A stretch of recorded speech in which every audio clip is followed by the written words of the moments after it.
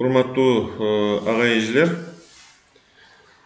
бүгүнкү биздин кийинки катардагы темаларыбыздын бири топографиялык карта боюнча абсолюттук жана салыштырмалуу бийиктиктерди аныктоо.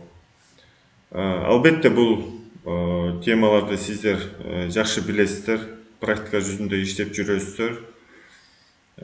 Бирок мен муну аттап кетпестен дайыр жолу кайталап болсо дагы өтөлүк деп чечтим. Себеби дегенде топографиялык карта менен иштөөдө деги эле карталар менен иштөөдө бул абсолюттук жана салыштырмалуу бийиктиктер абдан маанилүү темалардын бири жана практикалык мааниси дагы абдан чоң да. Эми абсолюттук бийиктиктин аныктамасын жакшы билесиздер. Океандын орточо деңгээлинен жер бетиндеги кандайдыр бир чекитке чейинки аралык. Океандын орточо деңгээлинен деп атпайбызбы? Негизи дүйнөлүк аренада океандын орточо деңгээли боюнча алынат. Эми океандын орточо деңгээли дегени өзүңүздөр билесиздер. Океандын бети бир калыпта турбайт, көтөрүлүп, түшүп турат. Гравитациялык күчтөрдүн негизинде жер менен күндүн, айдын абалына жараша, алардын ортосундагы тартылуу күчтөрүнө жараша океандын деңгээли көтөрүлүп түшүп турат. Бирок тынч абалга келгендеги орточо деңгээлиндеги бийиктигинен баштап абсолюттук бийиктикти өлчөшөт. Ал эми Союз өлкөсүндө салыштырмалуу абсолюттук бийиктикти Балтика деңизинин орточо деңгээлинен баштап ченебиз. Муну баардыгыңыздар жакшы билесиздер. Бул сүрөттөрдү мен атайын коюп койдум. Мүмкүн көргөнсүздөр, могул сүрөт эмнени түшүндүрөт? Көргөндөрүңүздөр барсыздарбы? Бул кийинки сүрөт. Көпүрө. Көрүп жүрдүңүздөр беле? Мүмкүн жаңы кирип аткандарды кабыл алып коеюн.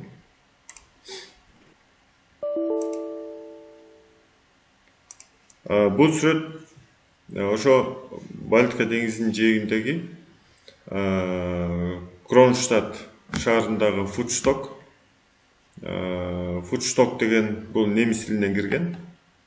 Баягы суунун деңгээлин өлчөө дегенди түшүндүрөт да.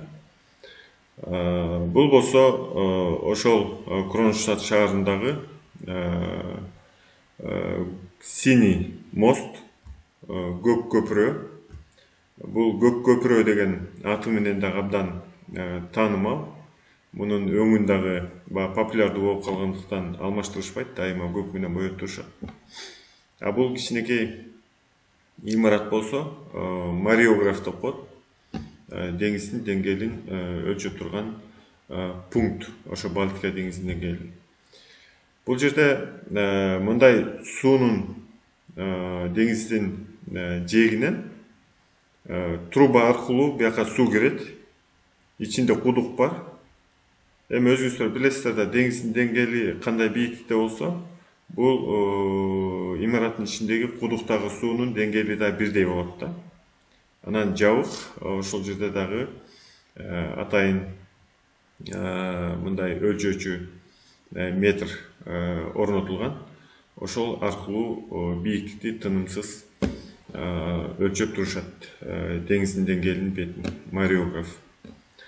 Бул көпүрөнүн жээгинде дагы моундай болгон мына шкала бирдиги сантиметр менен орнотулган исходный пункт, алгачкы ченөөчү пункттар. Кронштадт деген Санкт-Петербургка жакын Россиянын шаары. Аны билесиздер. Окуучуларга мен баягы айтып койгон жакшы. бирок мындай көрсөтүп дагы берген андан да жакшы. Азыр эми интернет бар, техника бар дегендей эч качан эсинен кетпейт да окуучулардын. Мисалы мына жанагы Google планета жердин моделинен карап көрсөңүздөр, мына Санкт-Петербургга жакын. Азыр кечирки боло. Мына Санкт-Петербургга жакын Балтика деңизи бул, мына Балтика деңизи. Мына чоңойтуп көрсөтөйүн. Мына бул жер дагы негизи деңиз да. Деңиз, бул жерде кара түс менен көрүнүп турат, бирок деңиз деп түшүнүңүздөр. Мына Котлин деген арал. Ушул аралда Кронштадт деген шаар бар да. Мына шаар Кронштадт. Мына ушул шаардын ичинде, деңиздин жээгинде мына жана мен айтып аткан Мариуграф имараты мына могул жерде турат. Көрдүңүздөрбү? Бул жерде болсо жана биз айтып аткан көк мост. Ушул жерде деңиз деңгээлинин орточо бийиктигин аныкташат. Тынымсыз байкоо жүргүзүп турушат да бул жерде. Мисалы барып дагы көрсөк болот.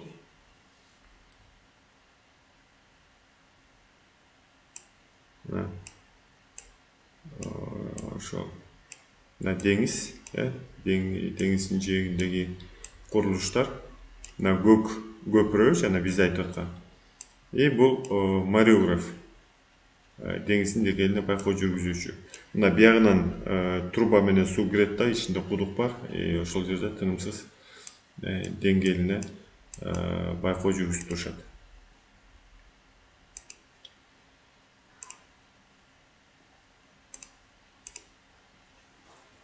Эми салыштырмалуу бийиктик жер бетинин кандайдыр бир чектинин экинчи бир чектине чейинки салыштырмалуу бийиктиги деп түшүнөбүз.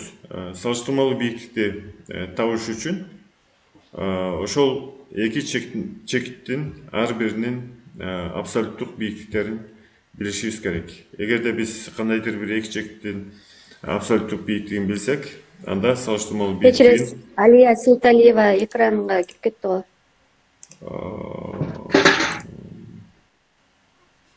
Алия же чыгып койсоңуз, Султалиева.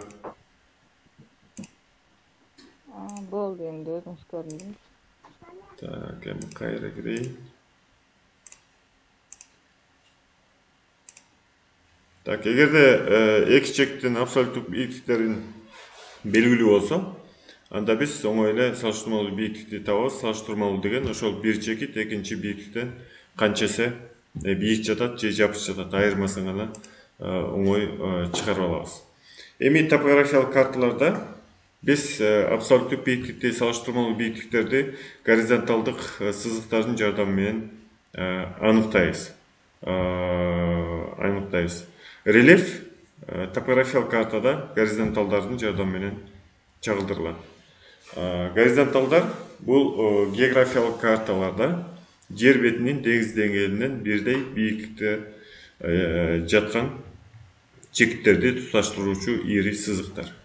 Бул горизонталдар деп атап коебуз. Эми кээ бирлери горизонтал сызыктар деп айтышат, бирок географтарда бул термин катары горизонталдар деп айтылыш керек да.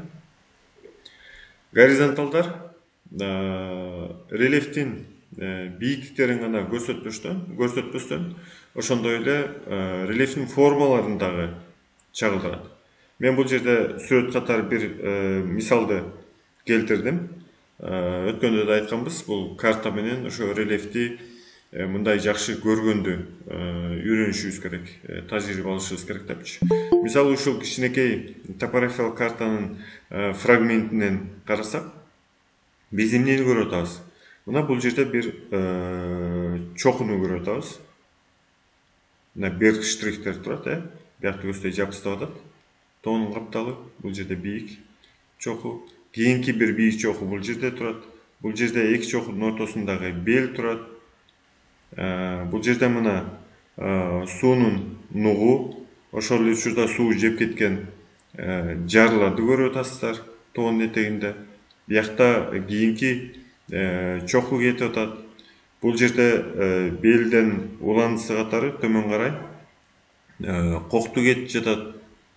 Ал эми бул жерде болсо чокуга окшош болгону менен чуңкур жер жатат. Себебинде мына бер штрихте карагыла. Кошумча кичинекей штрих горизонталдын капталында берилген. Бул эңкейиштикти көрсөтөт. Эгерде сыртында болсо биякты көрсө эңкейиш, эгер ичинде болсо ичин көрсө эңкейиш деп жатат деп биз түшүнөбүз. Вот мына ушул кичинекей эле фрагментте биз кичинекей бир аймактын рельефин формаларын көрүп атабыз. Эми мына чыныгы жер бетинин сүрөтү салыштырып көрсөңүздөр болот. Мына бул чоку. Бул жерде берилип атат. Кийинки чоку. Биякта берилип атат. Мына бул жерде жар, жана биз айтып аткан жеп кеткен жарлар мына бул жерде турат. Мына коктулар, чуңкурча котловина, бул жерде түшүп атат. Вот ушинтип горизонталдык сызыктар бийиктикте эле эмес, рельефтин формаларын дагы жакындатып, чагылдырып бергенге жардам берет. Эми бул горизонталдык сызыктарды рельефтин формаларын жакшы түшүнүш үчүн негизги шарттуу белгилерин дагы билип алганыбыз жакшы да. Мисалы, мына горизонталдар. Күрөң, ири сызыктар. Горизонталдык сызыктар. Кийинки шарттуу белги. Горизонталдардын бийиктиги метр менен жана капталдардын багытын көрсөткөн белгилер. Же болбосо берг штрихтер. Жана мен айтып аткан. Мына горизонталдык сызыктын бийиктиги 100 деп турат. Бул 100 метр бийиктиктеги жерлерди туташтырган ири сызык дегенди түшүндүрөт. Бул капталдардын багытын көрсөткөн белги берг штрих. Сыртты көрсөй эңкейиштеп кетип атат дегенди түшүндүрөт. Кийинки шарттуу белги бул дарыянын кургак нуктары. Негизги дарыя, анын куймасы катары кургак нуктары. Кече группада талкуулап атпадыңар беле? Австралиядагы криктер, вади деп. Негизи ошол сыяктуу бул жерде мисалы дарыянын кургак нуктары ушундай жол менен көрсөтүлөт. Күрөң сызык менен. Муну айрым окуучулар, студенттер жаңылышат да. Бул жерде баягы убактылуу суулар, агымдар болушу мүмкүн деп. Андай эмес. Эгерде убактылуу суу боло турган болсо, мезгил менен ага турган суу болсо, мисалы жазында кар эригенде же болбосо кар түшпөгөн аймактарда, жылуу жерлерде жаан-чачын көп түшкөн убакта убактылуу суулар, агымдар пайда болот да. Эгер андай болсо, ичке көк сызык менен, штрих менен берилет, үзүк сызык менен берилет. Бул жерде үзүк сызык жок, кургап калган дарыянын нуктары. Үзүк сызык кайсыл убакта берилет? Бир жылда бир жолу регулярдуу түрдө агым пайда болуп турса, мисалы ар бир жазында, анда берилет. Эми бул жерде деле кандайдыр бир убакта суу агым пайда болушу мүмкүн. Бирок регулярдуу эмес. 5 жылда бир, 10 жылда бир, же 3 жылдан кийинби суу жаан-чачын абдан көп түшкөн убакта. Бирок туруктуу эмес да. Мурдакы агып аткан суу кургап калган. Вот ошол жактарын силер эске алышыңар керек. Кийинки шарттуу белги мисалы жарлар жана жуулуп кеткен жерлер. Биринчиси, бул жерде турат. Биринчиси туурасы картанын масштабында 1 мм жогору болгон болсо. Экинчиси туурасы ошол жарлардын 1 мм жана андан аз болсо. Ушундай түрдө берилет. Бул жерде мына бөлчөк түрүндө үстүндө 8 күрөң түстө сан берилип атат. 8 астында бөлүмүндө 4 деп турат. Бул эмнени түшүндүрөт? Мен буларды абсолюттук бийиктик, салыштырмалуу бийиктикти өлчөгөн учурда айтып атканын себебим, айрым учурда ушундай күрөң менен берилген сандарды окуучулар ошол горизонталдык сызыктын бийиктиги деп да адашып алат да. Ошон үчүн буларды биз тактап алышыбыз керек. Алымында бровка деп коебуз. Ошол жанагы жар жерлердин кашаттары да, кырлары. Арасындагы туурасы. Ошол жар болсо, ошол жардын туурасы. Эки каптал бар жардын. Бир капталдуу жарлар бар, суу агып аткан учурда эки капталдын тегин жеп жар болуп кетип атпайбы? Ошол эки кашаттын ортосундагы туурасы 8 метр. Ал эми астында 4 деген тереңдиги метр менен. Көрдүңүздөрбү? Бул дагы бир ошо рельефтин формасын көрсөткөн шарттуу белги. Кийинкиси биринчиси астындагы жарлар 21 деген сан мына күрөң менен берилип атат. Бул дагы бул деңиз деңгээлинен бийиктик эмес, ошол жардын бийиктиги метр менен 21 метр бийиктиктеги жар. Экинчиси бул жерде турган, мына эки үчөө турат. Капталдардын тектирлүү жерлериндеги тапталган кашаттар. Бул терраса түрүндө тектир болуп, бирөө эле эмес, бир нече тектир болуп жар болгон, анан тапталып калган жерлер. Булардын шарттуу белгиси аркылуу дагы оңой эле түшүнүп аласыздар. Кийинки шарттуу белги коргондор. Биринчиси картанын масштабына баш ийген. Бул эмнени түшүндүрөт? Картанын масштабына баш ийген деген масштаб аркылуу аянтын узун туурасын эсептесеңер болот. Бул чоң да, чоң коргондор. 5 дегени бийиктиги, ошол коргондун бийиктиги 5 метр. Эгерде ошол эле коргон мындай шарттуу белги аркылуу берилсе, экинчисинде, бул картанын масштабына баш ийбейт. Кичинекей деген да, кичинекей коргон болсо, ал картанын масштабы менен чагылдырыш мүмкүн эмес. Ошон үчүн мондай шарттуу белги менен көрсөтөт. Айырмасы да, бирөө чоң, масштабы аркылуу эсептей алабыз, мындай эсептей албайбыз. Кийинки рельефке байланыштуу шарттуу белги бул чуңкур жерлер, чуңкурчалар. Жанагы сыяктуу эле биринчиси картанын масштабына баш ийген, 5 метр тереңдикте. Экинчиси картанын масштабына баш ийбеген чуңкурлар. Тоголок кылып көрсөтүлөт. Эми кийинки шарттуу белги, бул сүрөттү мен түшүнүктүү болсун үчүн эле коюп койдум. Жана китепте да бар, көпчүлүгүңүздөр албадыңыздар беле. Ошондон карап көрсөңүздөр болот. Бул түшүндүрмө катары гана коюп койдук. Мондай болуп берилет топографиялык картада. Бул калдык аскалар. Жанындагы 10 деген сан, бул бийиктиги метр менен. Мисалы, мына жаратылышта мондай калдык аскалар бар. Ошолордун бийиктиги мондай болуп берилет. Кийинкиси дайкалар деп коет. Бул катуу тоотектеринен турган дубалы тик жалдар, жал түрүндө кездешип атат. Катуу, бул оңой менен эрозияга учурабайт, көп жылдар аралыгында сакталып турган жалчалар да. Аны шарттуу белги менен мондай кылып жаа түрүндө беришет. Кийинки шарттуу белги, мондай белги кара түс менен берилген. Бул вулкандардын кратерлери. Картанын масштабына баш ийбейт. Тоголок формада болуп атпайбы? Кийинкиси ылайлуу вулкандардын кратерлери.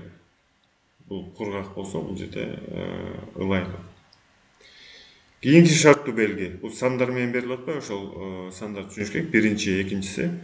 Мисалы, мондай болуп берилсе, бул өзүнчө жаткан таштар.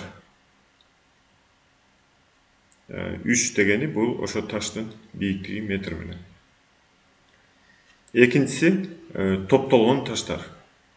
Топтолуп жаткан таштар болсо, мондай 3 бөлөк белги аркылуу берилет. Кийинкиси карст воронкалар. Карст суу тийгенде эрип кеткен тоотектердин ордунда мындай чуңкурчалар пайда болот, воронка сыяктуу. Вот карст воронкалары деп коебуз. Кийинкиси мына бул сиздерге түшүнүктүү үңкүрлөрдүн жана ийиндердин кире бериштери. Бул кийинкиси болсо лава агымдары. Вулкан атылгандан кийин лавалар катып калгандан кийинки түшүрүлгөн шарттуу белгилер да булар. Ал эми кийинкиси болсо мына көк түстө берилип атат. Бул жер бетиндеги муз катмарлары. Кийинкиси муз жаранкалары, тоскоолдуктар. 7 деген сан. Бул жаранканын бийиктиги метр менен. Адатта булар мөңгүлөрдүн ири масштабтагы топографиялык карталарда мөңгүлөр дагы ирирээк аянтта берилет. Ошондо туурасынан кеткен ушундай шарттуу белгилерди көп көрөсүздөр.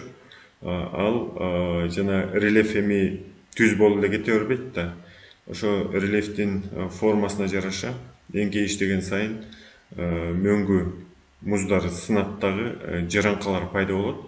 Вот ошо жаранкалардын тереңдиктери 7 метр деп атканыбыз. Кийинки шарттуу белги чымдуу кашаттар. Кашаттар деген бул жана терраса болгон жар жерлердин кырларын биз кашаттар деп коебуз.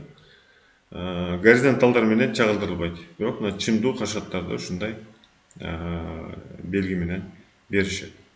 Кийинкиси Талхамамат Хайдаров деген да чыгып калды. Роза эже, экранга чыгып алдыңыз.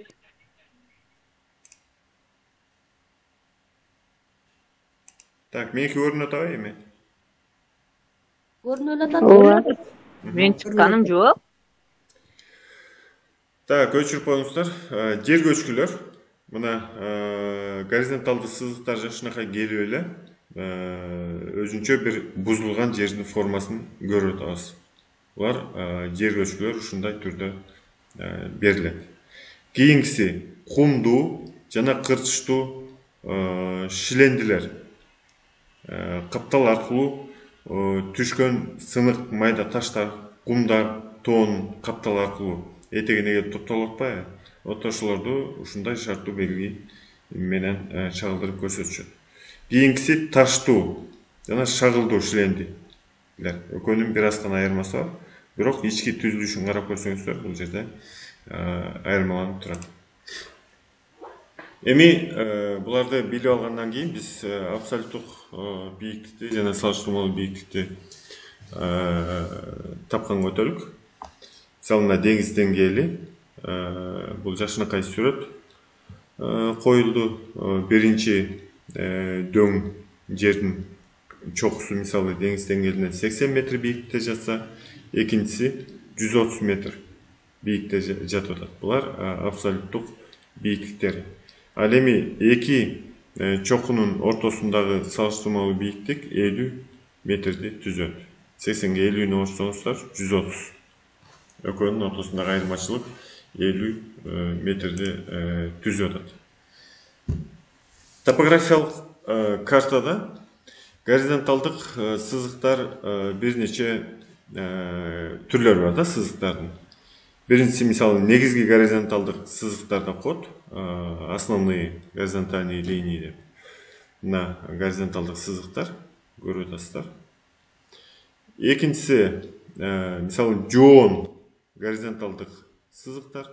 Мына жоон жирный кылып берет, жоон кылып. Бул адатта мисалы бул 25 миңдик масштабтагы топографиялык картада бул 200 метр бийиктик, анан 150, 100 метр бийиктик, ар бир 50 метр сайын ушундай бийиктик кылып, бийиктиктерин жоон горизонталдык сызык менен берет. Бирок бул картанын масштабына жараша болот. 10 миңдик масштабта башка бийиктиктер мисалы майда боло баштаган сайын Бул бийиктиктердин арасындагы, мисалы жоон сызыктардын арасындагы өзгөрөт. Мисалы ар бир 100 метр сайын берилиши мүмкүн, же ар бир 50 метр сайын берилиши мүмкүн. Ушундай да. Кийинкиси мисалы кошумча горизонталдар деп коет, дополнительный горизонталдар. Бул эмнени түшүндүрөт? Мына штрих менен берилип атат. Бул адатта эки горизонталдык сызыктын ортосу алыс болгон жерде арасындагы рельефтин формасын тагыраак көрсөтүшүн берет. Бул жарымын түзөт. 23 миңдик масштабта эки горизонталдык сызыктын ортосу 10 метр болсо, бул штрих 5 метр дегенди түшүндүрөт. Андан кийин жардамчы горизонталдар деп коет, дополнительный, анан вспомогательный.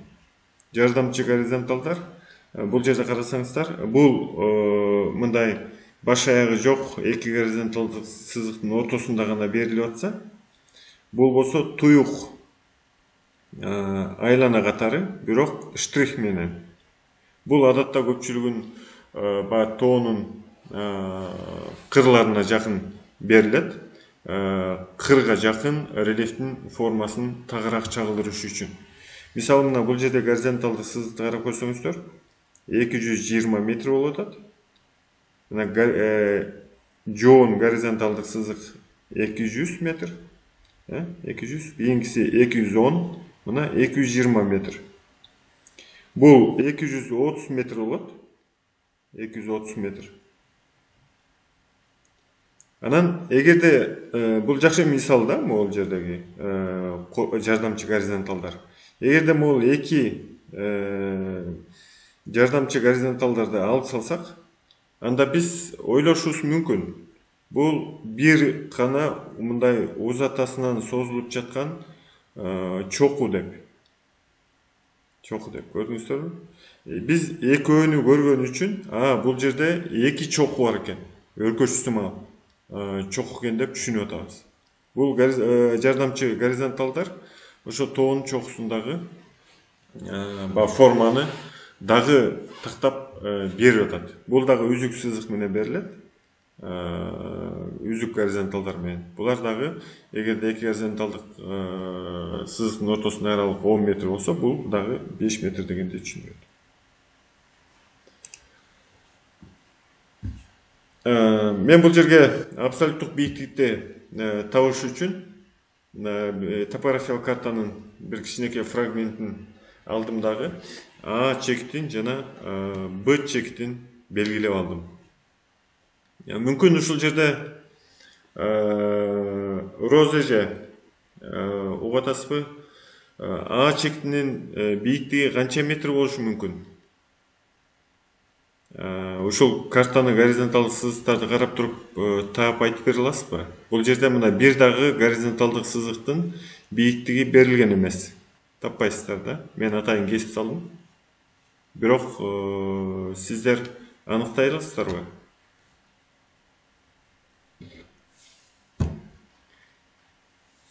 Розеже Хайдарова. 236,4 менен ылдый төмөн түшүп аныктаса болот го дейм ага, я? Кандай дейсиз? 236,4 деген бийиктик менен ылдый түшүп аныктасак болот го дейм, а? Туура, мен сизге жардам берейин. 236,4. Мына туура точканы таптыңыз.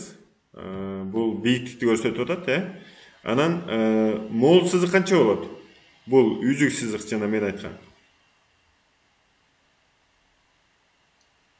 5 метр болот, 5. Жок, мындай тагы 5 метр туура. Бирок так айтсаңыз кандай болот? Ортосунда жарым болот. 231,4. Жок. Мына жакшынакай турбай 236,4 деген могу чокунун бийиктиги кара чекит ушул жердеги.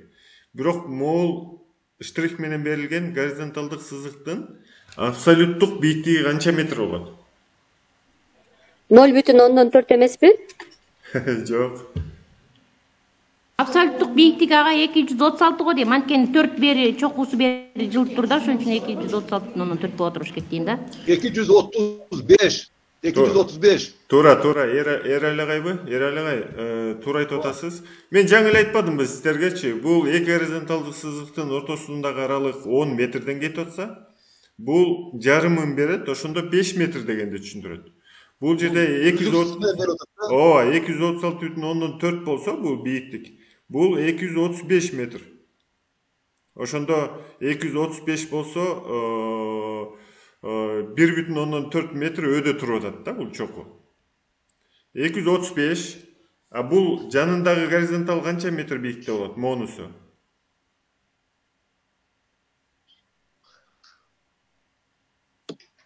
Туура, 230, 230, мына 220, 210, 200, 190. Мына жирный сызылган 200. Ооба. 190, 180, 170, 160, 150, мына кийинки жоон сызыгы, 150, 140, 140.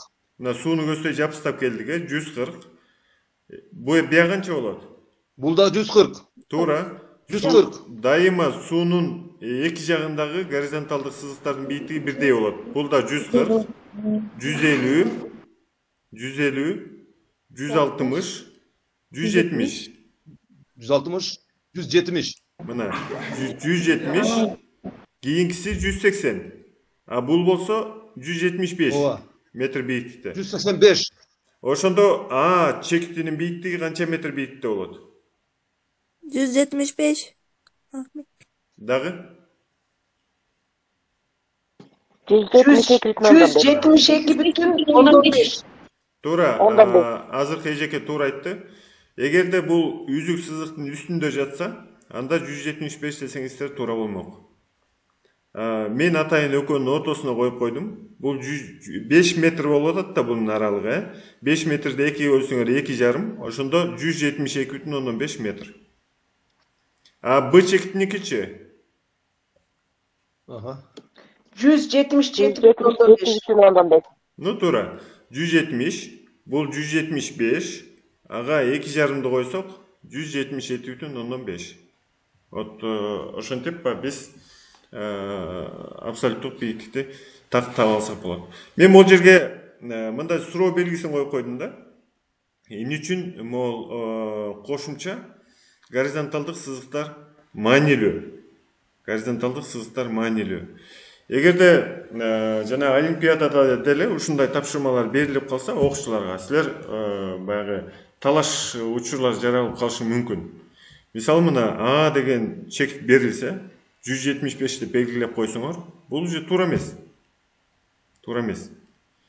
Эгерде мына могул жерде берилсе, мына бул чекит, мисалы могу точканы алып келип алайынчы мен.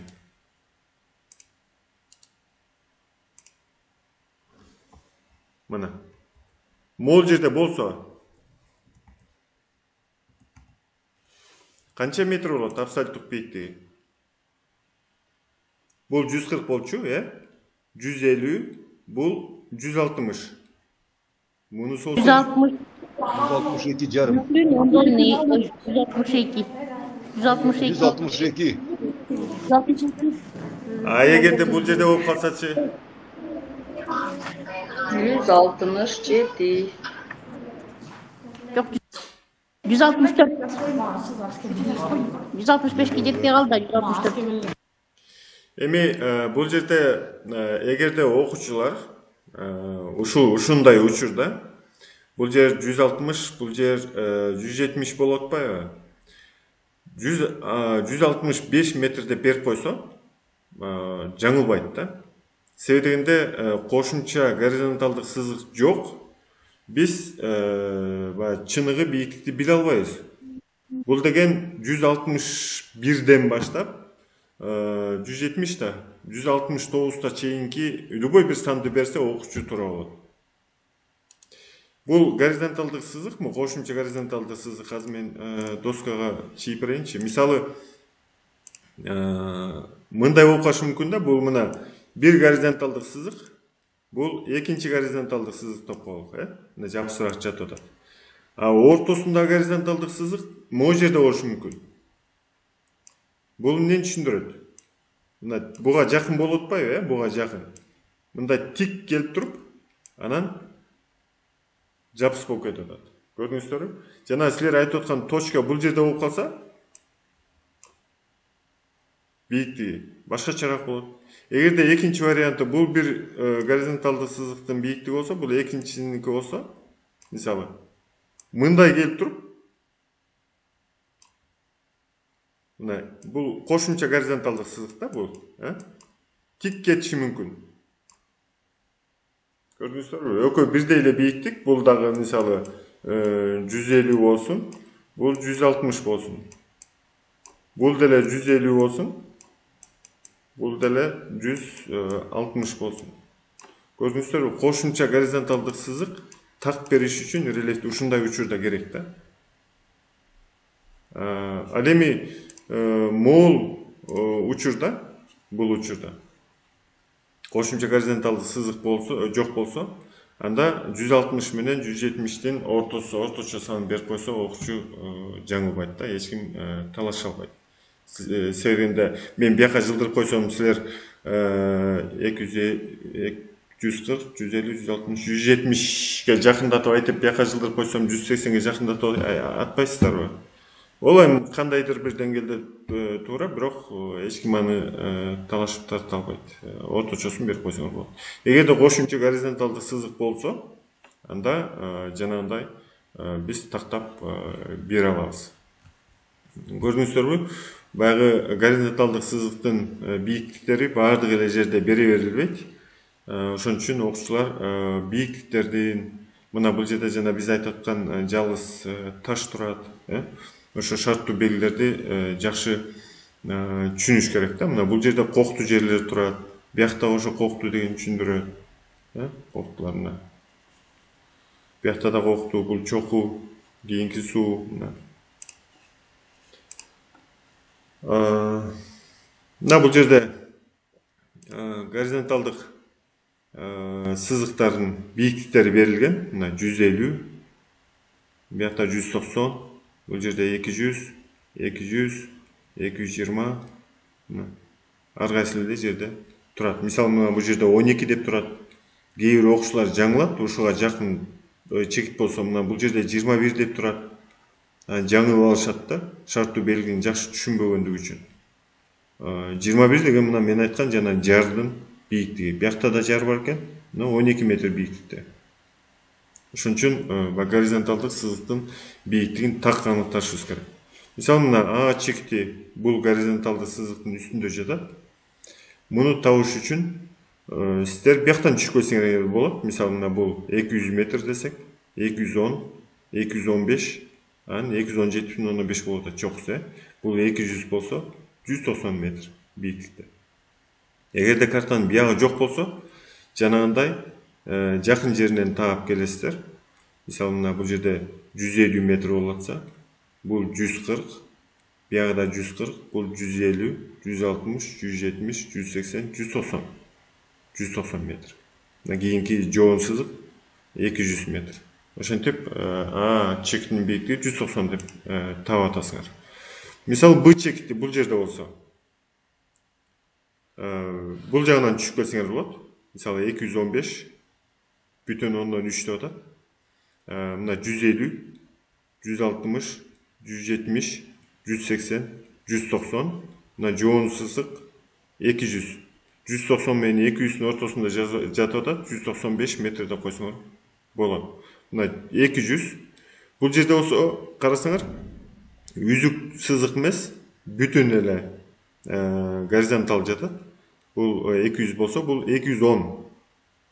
210, мына 215 бүтүн ондон 3 бийиктигин көрсөтүп атат. Эгерде кээ бир окуучулар бийиктикти эсептеп атканда мындай жаңылат да. Эми ар кандай топографиялык карта берилет, ар кандай фрагментин берип коет, ар кандай бийиктикти берет. Окуучулар бул жагынан эсептеп түшүшү мүмкүн, биягынан эсептеши мүмкүн. Кайсыл жерде бийиктик чагылдырылса, ошол жактан келиши мүмкүн да. Мисалы, 150 деген сан бийиктик ушул жерде көрсөтүлүп атат. Эсептеп кетсе болот. Мына 150, 160, 170, 180, 190, 200. Экөөнүн ортосу 195 деп. Эгерде 150 деген сан бул жерде эмес, моякта болуп калса, бул жерде болуп калса, мен атайын мисал катары могу стрелканы көрсөтүп атам да.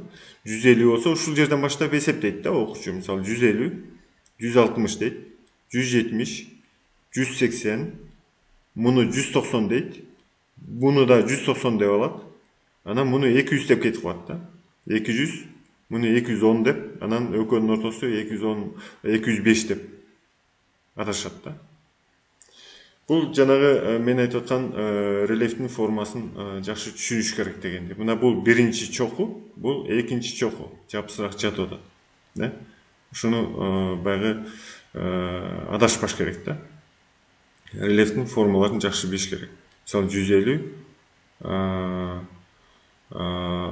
160, 170, 180, 190, мына чокуга чыктык, 190, бияга да 190, кайра ылдый түшүшүбүз керек, деп мына бул да 190. Көрдүңүзбү? 190. Экөөнүн ортосу 190 болгон менен эми бел болуп бир аз ылдыйраак түшөт. Просто рельефтин формасын сыртынан карап туруп көз болжол менен жакшы түшүнүш керек. Мен айтайын деп атканым жанагы мына могул жерде топографиялык картанын ылдый жагында дайыма картометриялык мондай профиль бар. Ошол жерде жазылып турат. При высоте сечения 10 метров, же болбосо 20 метров, же 50 метров. Ушуну карап алса, эки горизонталдуу сызыктын ортосунда 10 метр дегенди оңой эле түшүнүп алса болот. Эми абсолюттук бийиктиктерди тапканды үйрөнгөндөн кийин окуучулар эми салыштырмалуу бийиктикти биз жана дагы айттык, оңой эле таап ала алышат.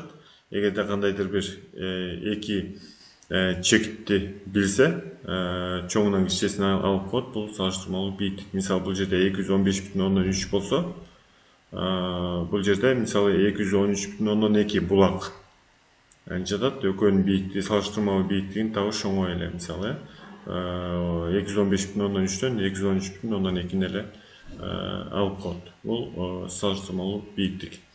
Эми бул карталар менен иштөөдө андан сырткары атайын аспаптын жардамы менен абсолюттук бийиктиктерди таба алабыз. Окуучуларга дайыма баягы жаңы варианттарын, өнүгүп жаткан варианттарындагы мисал келтирип туруу маанилүү да. Мисалы азыркы учурда мындан 4-5 жыл мурунку 1,5 миң спутниктен ашкан, азыр уже 2000 спутниктин тегерегинде болуп калды. Бир эле учурда Жер планетасын 2000ге жакын спутник айланып учуп жүрөт да. Эми бул спутниктердин максаттары ар кандай максат менен учурулган. Бирөө мисалы военный максатта учурулган, кийинки спутник мисалы навигациялык максатта, кийинки спутник мисалы байланыш үчүн учурулган, метеорологиялык спутниктер бар, климатка байкоо жүргүзө турган, ар кандай өсүмдүктөргө байкоо жүргүзө турган, жердин формасына, өлчөмүнө байкоо жүргүзө турган геодезиялыктагы спутниктер бар, ар кандай максатта. Бирок баардыгынын тең мындай абсолюттук бийиктикти жер бетиндеги өлчөй турган мындай мүмкүнчүлүктөрү бар да. GPS система баардыгында орнотулган. Эми азыр ар бир телефонуңуздарда деле турбайбы? Мондай GPS-тин мен женекөй түрүн сиздерге көрсөтүп атам. GPS-тин эми ар кандай түрлөрү бар. Мисалы эң жөнөкөй силердин телефонуңарда да бар. Ар кандай приложение болуп атпайбы? Мисалы силердин балаңар кайсыл жерде жүрөт, билип турсаңар болот, кайсыл жолдо, кайсыл жерде. Ошонун баардыгы GPS системасы менен жүрөт да. Бул болсо профессионалдык GPS-ин жөнөкөйлөрү негизи биографтардын ар биринде болуш керек. Бир 15.000 сом, 20.000 сом, 15.000 менен 20.000 сомдун ортосунда алсаңар болот Бишкектен. Бул эң арзандары. Разрешениясы бир 5-10 метрдин тегерегинде катасы да. Мисалы бир точканын координатын таба турган болсоңор, 5 метрдин тегерегинде ката кетиши мүмкүн. Атак бизге толук жетиштүү болуп эсептелинет да. Эми бул GPS-ин жардамы менен көптөгөн нерсени аткара аласыздар. Мисалы мына багытты көрө аласыңар, компас катары. Эгерде басып кетип баратсаңар, ылдамдыкты көрө аласыңар, атмосферанын басымын көрө аласыңар, ушул сыяктуу көптөгөн ченелерди жүргүзсөңөр болот. Мына бул жерде силер көрүп атасыңар, кандайдыр бир кичинекей өрөөндү окуучулар менен кесип өтүп, релефтин профилин чийип алсаңар болот. Кийин мунун атайын кабели бар, компьютериңизге туташтырып, өзүнүн программасы менен көчүрүп алсаңар, компьютерден силерде ошо профилди көрө аласыңар да, распечатка кылып аласыңар, анализ кыласыңар дегендей. Мисалы мондай картасы болот, жана Google карта сыяктуу эле, ошондой карта. Картанын үстүндө маршруттарыңарды чийип кете берсеңер болот. Координатты табасыңар, абсолюттук бийиктиктин сөзсүз абсолюттук бийиктикти көрө аласыңар. Мунун практикалык мааниси абдан чоң да, бул GPS-тердин. Мына мондай дагы GPS-тин түрлөрү бар. Мисалы бул японец экөөбүз көлдө Карабаткак деген мөңгү бар, көп жылдар бою изилденген.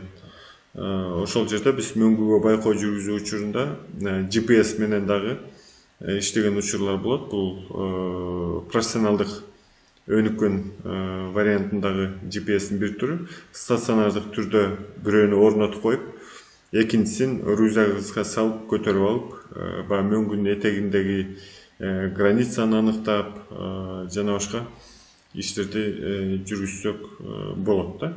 Бул абсолюттук бийиктик мындай географтардын изилдөөсүндө абдан көп пайдаланылган учурда. Мисалы мына спутниктер GPS-иңерге түз байланышат аппаратка, телефонго же болбосо жанагындай GPS-ке. Бирок кээ бир учурда мисалы шаарда болсоңор, көптөгөн бул спутниктердин жантайыңкылыгына жараша ошибкалар кетиши мүмкүн. Тоскоолдуктар болот, бийик имараттар, же болбосо бир токойдун арасында жүрсөңөр, же болбосо бир асказоонун арасында жүрсөңөр, ошо бурчка жараша спутник менен байланыш. Ошон үчүн мондай экинчи бир сигнал жана биздин эле кадимки антенналарга байланышат дагы. Ал антенна силерге так координаттарды, абсолюттук бийиктиктерди бере алат да. Бул эми байланыштын түрлөрү. Мисалы менин мисалымда биз мөңгүлөрдү изилдеген учурда космостук сүрөттөрдү дагы пайдаланабыз да. Бул жана карта деп атабыз. Бирок ошол эле учурда биз жаңылыктарды дагы түшүнө жүрүшүбүз керек. Карта менен иштөөдөн сырткары азыркы учурда космостук сүрөттөрдү анализ кылуу, акырында аларды картага айландыруу бул абдан популярдуу, практикалык жактан көп пайдаланылат. Мисалы Тескей ала тоосундагы мөңгүлөрдү анализ кылууда мен Корона деген спутник бар. Ошол спутниктин сүрөтүн алгам 1971 жылы мына Тескей ала тоосундагы мөңгүлөр абалы. 1999 жылы Американын Lancet деген спутниги бар. Мына Lancet'тан алынган спутник. Мына бул 71 жылкы мөңгүлөрдүн абалы болсо, бул жерде 99 жылкы мөңгүлөр. Мына кызыл менен границалар берилип атат. Бул болсо 2010 жылы Элос деген бул япондордун спутнигинен алынган. Мына карасаңыздар, мөңгүлөр кандай өзгөрүүгө учурап атат. Биякта көлдөр жок болсо, мисалы 71-жылы, 99-жылы мөңгүнлөр тартылып, этегинде көлдөр пайда боло баштады. 2010-жылы мына чоң кадимгидей көлдөр пайда болду. Мөңгүлөр тартылып кетти. Мен муну эмне үчүн айтып атам? Мына биз ар бир мөңгүнүн мондай чегарасын аныктайбыз космос сүрөт аркылуу. Бул ар бир точка бул абсолюттук бийиктикти көрсөтүп турат. Этеги канча метр бийиктикте, ортосу канча метр бийиктикте, мөңгүнүн чокусу канча метр бийиктикте көрдүңөрбү? Бул жерде абсолюттук бийиктикти, салыштырмалуу бийиктикти пайдаланабыз. Мындай практика жүзүндө да. Жана GPS менен кээ бир учурда баягы кар, жайдын күнүндө эле кар түшүп берет тоонун баштарына. Кар түшүп калса, баягы космос снимок карды мөңгү катары көрсөтүп коюшу мүмкүн, чоңойтуп. Бирок ошону эгерде шектүү болсо такташ үчүн биз барып, ошо мөңгүнүн этеги менен басып, GPS алып, абсолюттук бийиктиктерин аныктап, келип, кабинетке келгенде ошол GPS-теги маалыматты бул космос снимоктун үстүнө көчүрсөк, анда ошо биз басып өткөн линияны так түшүрүп коет да, бул космос сүрөтүнүн үстүнө. Бул деген цифровой да. Бийиктиктердин баары ар бир точкада белгилүү. Вот ошентип биз мунун бийиктигин тактап атабыз да, аныктап атабыз GPS аркылуу. Бул эме азыркы технологиянын жардамы менен. Аэрокосмостук сүрөттөр бул самолеттун жана космос спутниктердин жардамы менен алынат. Эми азыркы учурда дрондор көп пайдалана баштады. Баягы самолетко чейин андан жапысыраак бийиктикте биз дронду пайдалансак болот. Мисалы, ошо мөңгүгө барсак, бир мөңгүнүн жалпы сүрөтүн биз маңдайынан көрө албайбыз да. Жакын барып туруп учуруп, наркы бетин кесип өтө албайбыз, мисалы, физически мүмкүн эмес. Ошондой учурда дронду учуруп биз мөңгүнүн толук үстүнөн жапысыраак сүрөткө тартып алсак болот. Андан бийигирээк, мисалы, самолет менен аэрофото сүрөттөр деп коет. Мисалы, мына биз мөңгүнү изилдегенден сырткары мөңгүнүн этегиндеги көлдөрдү анализдеп, чоңоюп атабы, кичирейип атабы, жаңы пайда болуп атабы, сел жүрдүбү, жүрсө канча жерде мындай талкуулануулар болду көрдүңөрбү? Биз ошол аэрофото сүрөттөрдүн жардамы менен аныктай алабыз. Бул жерде бир сел жүргөн, көл жарылган, бул жерде сарай турат. Алып атабыз. Мисалы, мына ошо аэрофото сүрөттөн көрүнүп турат. Мөңгүнүн этегинде көл, бул жерде дагы бир ошо аэрофото сүрөт. Аэрокосмос сүрөттөр самолеттун жана космос спутниктердин жардамы менен алынат деп атабыз. Аэрокосмос сүрөттөрдүн сапаты андагы ар бир пикселдин өлчөмүнө жараша болот. Пиксель деген ушул сүрөттөгү бир клетка деп түшүнүш керек да. Мисалы, ар бириңердин телефонуңарда, фотоаппаратыңарда жазылып турат жанында, мегапиксель. Мисалы, 10 мегапиксель, 5 мегапиксель, 20 мегапиксель. Мегапиксель деген эмнени түшүндүрөт? Мисалы, 5 мегапиксель, 10 мегапиксель десек, ушул сүрөттүн ичинде 10 клетка бар дегенди түшүнсөңөр болот да. 20 мегапиксель болсо, 20 клетка бар. Бул ошо сапатын түшүндүрөт. Канчалык чоң көп санда клетка болсо, ошончолук сапаттуу. Чоңойтсоңор дагы сүрөтүңөр өзгөрбөйт да. Аны жакшы түшүнүш үчүн, мисалы, пиксель деген сүрөттүн минималдык элементи же болсо клеткасы. Мына бир сүрөттү коюп койдум жөн эле, фотоаппарат менен тартылган. Мына чоңойтсоңор уже клеткалар пайда боло баштады, мына кишинин колу, мисалы, кишинин көзү, мына чоңойтсоңор клеткалар пайда боло баштады. Мына клетка, пока көз көрүнүп атат, чоңойтуп. Дагы чоңойтуп, көздү көргөнгө болот, мына клеткалар. Мол бир пиксель дегенди түшүндүрөт. Бир пиксель. Канчалык ушул пиксель 0-га жакын болсо, ошончолук сапаттуу деп эсептелинет да. Мисалы, аны жакшы түшүнүш үчүн айырмаларын коюп атам. Мисалы, мына бир космос снимок. Пикселдин размери 23 метр. Бир клетканын узуну 23, туурасы 23 метр. Кийинкиси 5,8 метр, кийинкиси 1 метр. Мисалы, ошо космостук сүрөттүн бир клеткасынын өлчөмүн көрсөтсөк, мисалы Meteosat деген спутник бар. Bir клеткасынын өлчөмү 50 километр, бияга 50 километр, бияга 50 километр. Бул абдан чоң аралыкта. Баягы ичиндеги нерселер жок болуп кетет да. Жок болуп кетет деген кандай? Мисалы мен доска ачып көрсөтөйүнчү. Мисалы бул жерде 1 пиксель болсо, мындай,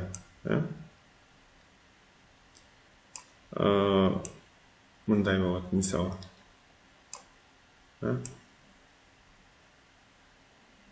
Мына космос снимок деп коелук, бул ошол пиксели. Бул 50 метр деп коелук. 50 метр. Бияга 50 метр, бияга 50 метр болот. Бияга 50 метр, 50 метр бардык тарабы. Ошондо космостон тартылганда бул цифровой да санарип картасы. Бул сан менен гана айырмалайт да, сан менен. Мисалы бул жерде бир көл жатса, мондай. Көл жатат деп коелук. Онда көл жатса,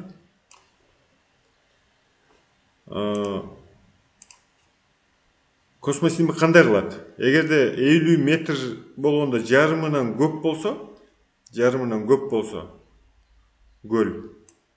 жарымынан көп болсо, анда ушул клетканы толугу менен көл кылып салат да. Эгерде бул жерде токой жатса, токой. Бул клетканын ичиндеги мына көлдү токой кылып салат. Мындай, токойго киргизип салат да. Вот ушундай ошибкалар кетет. Ошон үчүн бул канчалык нолго жакын болсо, мисалы 1 метр квадрат болсо, анда ошибкасы 0,5 метр болот. Жанагындай, 0,5 метр. Вот ушундай түшүнүш керек да. Аны мына бул жерден көрө аласыздар. Эми бул максатына жараша ушундай варианттарды алышат. Метеорологиялык байкоо жүргүзүүдө жер планетасынын булуттары, мисалы булуттардын пайда болушу, атмосферанын циркуляциясы, булуттардын bir орундан экинчи орунга которулуп, жаан чачын нымдуулук бөлүшүлүп атат да жер бетинде, жер планетасында. Ошолорго метеорологиялык байкоо жүргүзүш үчүн мындай өтө майда масштабтагы космос снимоктарды пайдаланса болот. Бирок муну биз жана майда объектилерди изилдөөдө бул биз пайдалана албайбыз да. Мисалы NOAA деген спутник бар, мунуку 1 километр. Мына биз аралдарды, жарым аралдарды көрө алабыз. Тематик мапper деп коет, TM, тематикалык карталарды түзүүчү спутник. Бул 30 метр, 1 пикселдин размери. Spot деген француздардын спутниги бар, 10 метр. IRS деген бар, Indian Remote Sensing. Бул индийский спутник, 5 метр. И KVR деген бар, 2 метр. Көрдүңүз так. И Iconos деген бар, 1 метр. Көрдүңүздөрбү, спутниктен дорожный знак көрүнүп турат, бул жерде машина турат, үйлөр турат, үйдүн үстүндөгү крышадагы нерселерден бери көрүнүп турат.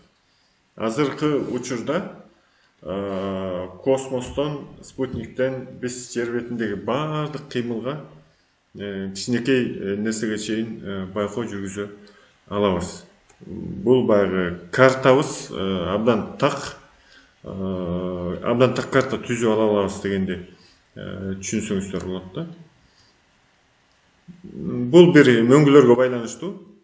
Экинчи, мисалы мен мондай термистр деп коет, термометр, мындайча айтканда, жер бетинин жана кабели да бар, экинчи варианты. 2 метр тереңдикке чейинки кабель, 5 сенсор бар, 5 термометр. Муну биз ошо мен Чоңнарын Кичинарын дарыясынын бассейнине Германиядан бир 50ге жакын штук алып келип орнотком, азыркы учурга чейин иштеп атат. Саат сайын жер кыртышынын температурасын жазып турат. Тоңдорду изилдеген учурда. Мен муну орноткондо сөзсүз түрдө GPS-ти алып барып орнотуп, мына бул жерде ошол ар бир прибордун коду. Бул болсо абсолюттук бийиктиктери. Мисалы 3007 метр бийиктиктен баштап 4043 метр бийиктикке чейин орнотком. 3645. Ошо GPS менен биринчиден мен маршрутумду запись кылып, приборду орноткон жерде ошо приборду орноткон жерге GPS-ти коюп туруп, координатын, анан бийиктигин запись кылып алгам. Себебинде кийинки жылы барып туруп 50 точканын бардыгы муну мындай 4 шач кылып чымды алып туруп эле көмүп коюп саласың. Мындай басканда эле сен таппай каласың да ал жерде. Кийинки жылы табыш үчүн ошо GPS алып алып, баягы линиябыз менен жүрүп отуруп барып, көмгөн жерде флажок кылып жазып коесуң номерин. Вот ошол жер аркылуу биз таап алабыз. Анан компьютер менен антеннасы туташтырып, Bluetooth система менен маалыматтын баарын, температуранын маалыматын көчүрүп алам да. Мен муну мисал келтирип атам, баягы абсолюттук бийиктиктин баягы биздин практикалык изилдөөлөрдөгү ролу да. Эми мына сырткары кайра эле баягы биздин Google планетабызга барсак, программабызга, бул жерде окуучуларга мисалы көрсөтүп берсеңиздер болот, абсолюттук бийиктикти мына көлдү, мисалы Соң көл, Чатыр көл, карасаңыздар, мына бул жерде координаты жазылып турат. Биринчи кеңдик, анан меридиан, узундук, анан 1215 метр деп. Мисалы мына көлдүн үстүнө алып барсаңар, бийиктикти көрсөтөт. Соң көл, мына мышкаңар кайсыл жерге барса, ошол жердин бийиктиги мына көрсөтөт. Көрдүңөрбү? Муну менен дагы силер мисалы картаңар колуңарда жок болуп, кандайдыр бир айылыңарды мисалы окуучуларга тапшырмай берсеңер болот. Карта ар бир окуучунун колунда жок болсо, мисалы ушул программаны интернеттен ачып алып, өзүңөрдүн районуңарда канча айыл бар списогун жазгыла. Ар бир айыл деңиз деңгээлинен канча метр бийиктикте турат, мисалы чоңойтуп алып, бул жерде элементарный эле мышка менен таап алып, бийиктиктерин, координаттарын жазып чыкса болот. Бул эми бир чети окуучуга да кызык, экинчи чети биле жүргөн жакшы кайсыл айыл бийик, кайсыл айыл жапыс деген сыяктуу. Муну пайдалансаңыздар болот. Эми да бир кичинекей подтема катары топографиялык карта боюнча эңкейиштикти дагы аныктасаңар болот. Аны дагы силер горизонталдык сызыктардын жардамы менен аныктай аласыздар. Мына бул жерде бир эң жакшынакай сүрөт мисал катары коюлду. Мына бул жерде горизонталдык сызыктар, бирдей бийиктикти туташтырган чекиттер булар, мына чекиттер горизонталдык сызыктар мына ушул жерлер аркылуу жүргүзүлсө, эки горизонталдык сызыктын ортосундагы эңкейиштик бул жерде мына крутизна склона КС деп турат, 10 градус. Бул жерде 10 градус эңкейиштикте болуп атат. Ал эми бул эки горизонталдык сызыктын ортосундагы аралык 30 градус болуп атат. Кийинки горизонталдык сызыктын ортосундагы аралык 20 градус, кийинкиси 60 градус болуп атат.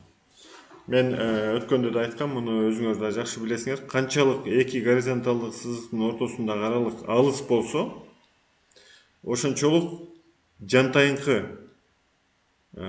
дегенди түшүндүрөт. Канчалык эки горизонталдык сызыктын ортосу жакын болсо, ошончолук тик дегенди түшүндүрөт.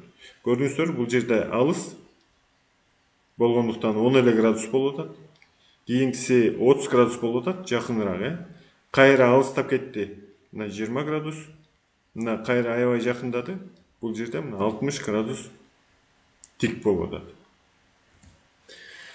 Силер окуучуларга ушул эңкейиштиктерди тапкыла деп дагы тапшырма берсеңер болот. Бул табыш абдан эле оңой.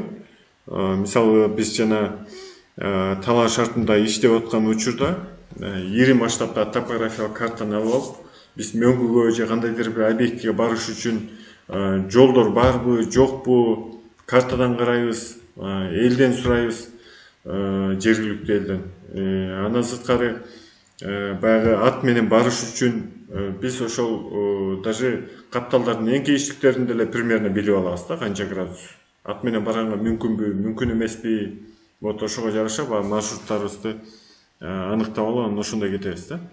Мисалы бул жерде мол шарттуу белгини профилди, картометриялык профилди. Бардык топографиялык картанын этегинде берилет, бирок көпчүлүгү мындай түшүнө беришпейт да, бул эмне болгон профиль деп. Мына биринчиден при высоте сечения 10 метров деп эки горизонталдык сызыктын ортосундагы бийиктикти берип атат, 10 метр деп. Мына горизонталдык сызыктар. Ошол эле учурда бул орусча заложение деп коет. Эки горизонталдык сызыктын ортосундагы эңкейиштик аралык. Аны силер оңой эле таба аласыңар ушул шкала аркылуу. Ага силерге циркуль керек болот.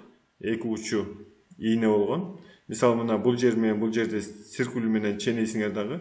Циркулуңарды алып келип туруп бул шкалага кайсыл жерине дал келип атат. Мисалы бул жерде мына 1,3 градус деп атат. 1 градус бул жер, экинчи градус бул 3, 4, 5, 6 деп кетип атат. Ошондо 1 менен 2'nin ортосу болсо 1,5 болмок. Мына 1,3, 1,5га жетпейт, 1,3 градус болуп атат. Вот ушинтип силер могул жердеги эңкейиштикти таптыңар. Эми бир учун бул жерге сайып бияка жылдырсаңар болот, бияка жылдырсаңар болот. Любой жердеги эки горизонталдык сызыктын ортосу аркылуу ушул шарттуу белгиси менен силер эңкейиштикти таап алсаңар болот. Профиль түзгөндөн сырткары окуучуларга мисалы А, Б деп эки чекитти берип туруп, ушул эңкейиштигинин графигин түзгөлө деп дагы жакшы түшүнүш үчүн тапшырма берсеңер болот да. Циркулду алып алып эңкейиштиктерин муну менен ченеп канча градус экенин оңой эле аныктап кое алышат. Көрдүңүздөр, бул горизонталдык сызык жөн эле жер бетиндеги бирдей бийиктиктеги чекиттерди туташтырып койбостон рельефтин формаларын чагылдырып атат. Андан сырткары кошумча маалыматтарды берип атат, картометриялык мисалы эңкейиштиктерди дагы ушинтип силер эсептеп алсаңар болот. Эми кайра мен карта менен иштегенден сырткары бул эңкейиштикти электрондук карталардын жардамы менен кантип аныктаса болот. Эми бул силерге мен мындай мисал катары гана айтып коеюн, мындай курсия болгула да.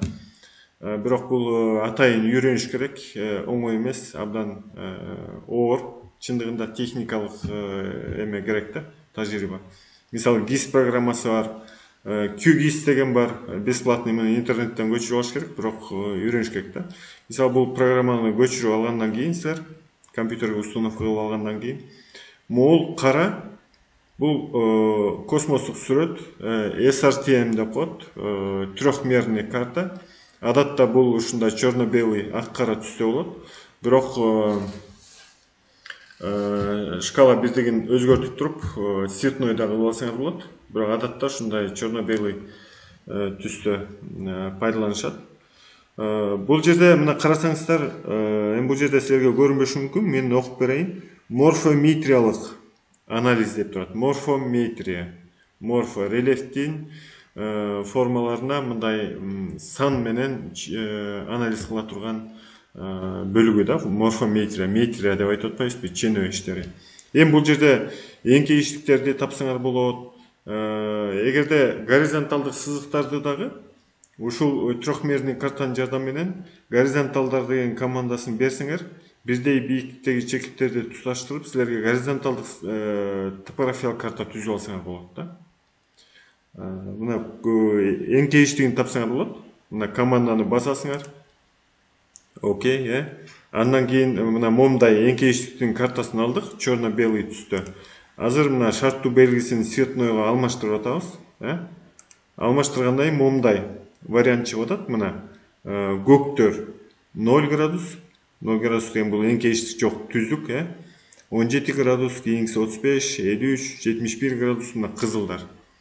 Ошентип биз эңкейиштиктердин картасын оңой эле 1-2 мүнөттүн ичинде алдык. Мына кызарган сайын бул тоонун чокулары эңкейиштик жогорулап жатат дегенди түшүндүрөт да.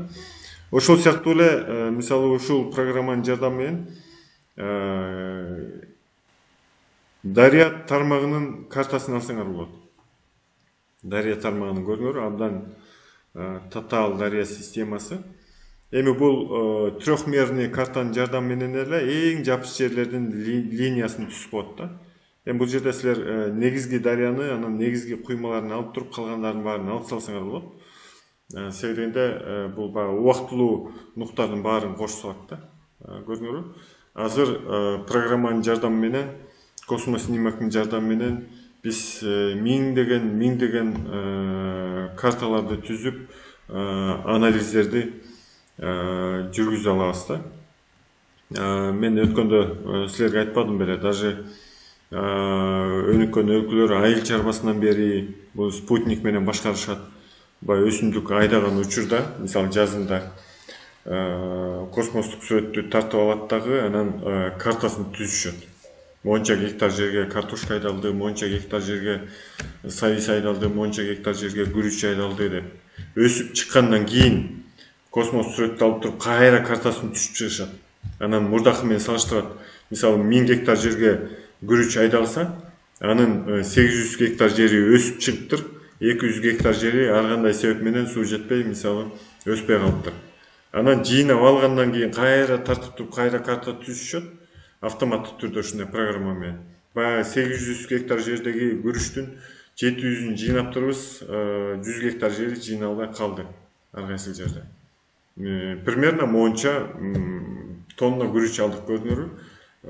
Баягы космостон эле биздин жашообузду жеңилдетип, уюштуруп, баягы анализ кылганга, тем более табигый объектилердин динамикасына, мисалы жанагындай мөңгүлөрдүн чоңоюп кичирейишине, көлдөрдүн аянты, же болбосо токойдук болобу, же болбосо селдердики болобу, жанагындай сел жүрүп кеткенден кийин, мисалы биз сразу карта таба албайбыз да. Бирок космоснимакты мисалы бүгүн жүрсө, эртеңки космоснимакты алсак, сел жүрүп кеткенден кийинки космоснимакты менен биз карта түзүп алып, канча жерди таштар каптап калды, каптап кетти, талкалап кетти, көрдүңөрбү? Аянтынан бери эсептеп биз эметип алып атабыз. Бул азыркы замандын баягы техникасы да.